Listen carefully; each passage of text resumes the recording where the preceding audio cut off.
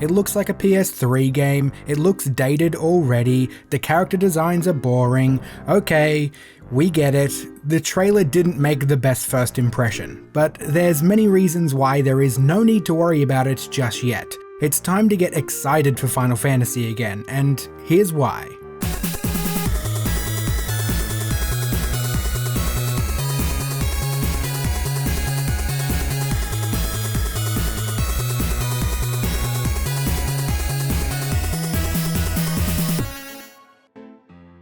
First things first, if you only watched the trailer as part of the PlayStation 5 showcase stream, forget what you saw and go and watch the standalone trailer video. The stream took a sledgehammer to the visual quality of the trailer. It made it look a lot worse than it actually does. The graphics in the dedicated trailer are actually quite impressive considering producer Yoshida said that they were in a bit of a mad scramble to get the trailer done using all in-engine footage and the graphics had not yet been refined. We'll get back to Yoshida in a minute, but I wanted to start off by saying that even though I've been begging for Final Fantasy to return to a high fantasy setting for years now, the Final Fantasy XVI trailer isn't exactly what I expected.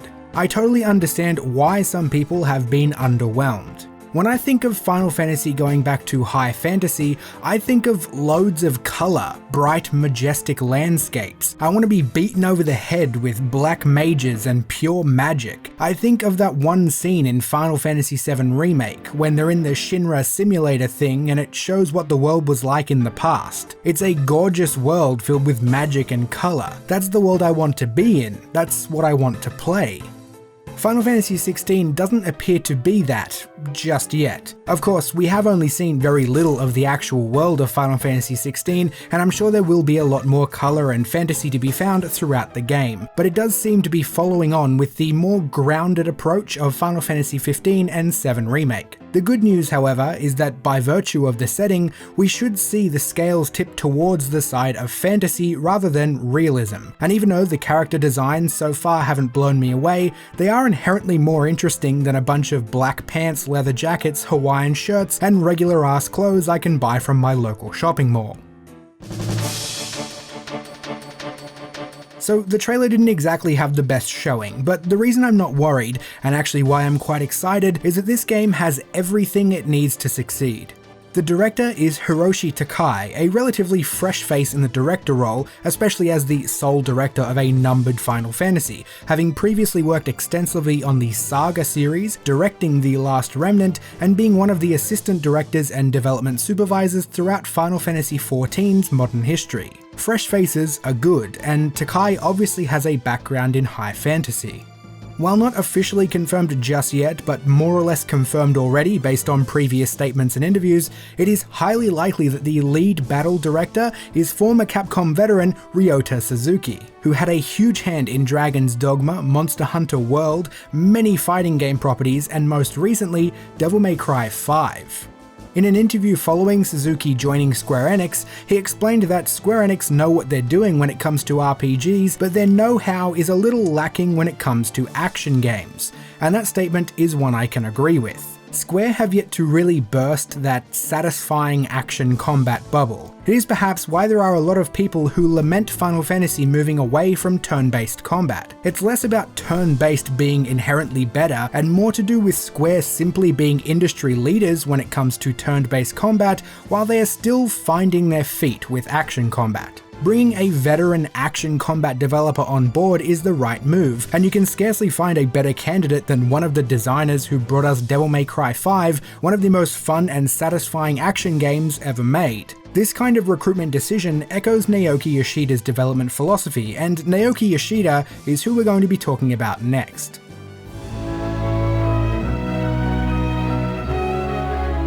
Naoki Yoshida, or Yoshi P as he often goes by, is the producer of Final Fantasy XVI, and that is a big deal. A producer's job is essentially to get shit done. While the director's job is to manage the project creatively, the producer manages the operational side of the project with a little bit of creative input here and there. Yoshi P knows exactly the kind of reputation Square Enix has picked up in recent years, quipping that they scrambled to get the Final Fantasy XVI trailer finished using all in-engine footage because if it was a pre-rendered trailer, we'd all say that it won't be coming out until 2035. And it's this overly long, delay-ridden reputation that Yoshi P has already shattered once before. Yoshida is, quite possibly, the best video game producer and project manager there has ever been. This is the man that directed and produced an entire MMO, Final Fantasy XIV A Realm Reborn, in just 2 years, while at the same time continuing to add content to and improve another MMO, the original Final Fantasy XIV. Those are two massive projects to direct and produce at exactly the same time. If you have not seen the no-clip Final Fantasy XIV documentary here on YouTube, I highly recommend it, especially if you are one of the people who is worried about Final Fantasy XVI. Yoshida speaks quite candidly about Square Enix, saying that they had become very arrogant by the time the PS3 generation started, believing that they had the best everything and were the best at everything. He blames the total failure of the original Final Fantasy XIV partly on Square's arrogance that meant the original team didn't even check out or research what any other MMO or company was doing, or what kind of improvements and features had been added to other games, etc, etc. So not only will Final Fantasy XVI almost certainly not have a ridiculously long, troubled development cycle, the philosophy of having a working knowledge of what other games are doing seems to already be reflected with the recruitment of Devil May Cry 5's Ryota Suzuki. Yoshida might only really be known right now for MMOs, but that isn't where he started, and it's not even necessarily what he always wanted to do. Before being pulled in to save Final Fantasy XIV, he was actually on the Dragon Quest team. He wanted Final Fantasy to return to high fantasy, to take a break from what we've been getting for quite a while now, so he's obviously passionate about this project. Yoshinori Kitase has already flagged Yoshida as a likely successor for his role as the overall Final Fantasy series producer, and it's easy to see why. Go and watch that no-clip documentary and then tell me you don't trust Yoshi P with Final Fantasy. The trailer might not be the most visually exciting, but those aspects are sure to improve. The actual story that we can glean from that trailer though looks to be a new take on the old crystals and magic Final Fantasy formula, and I'm already intrigued by the possibilities. For the first time in a long time, I have faith in Final Fantasy again. The setting is right, they might finally nail the action combat, and the team working on it couldn't be better. I'm ready to jump on the hype train when we get more details in 2021. Are you jumping on with me? Thanks for watching, and I'll see you all soon.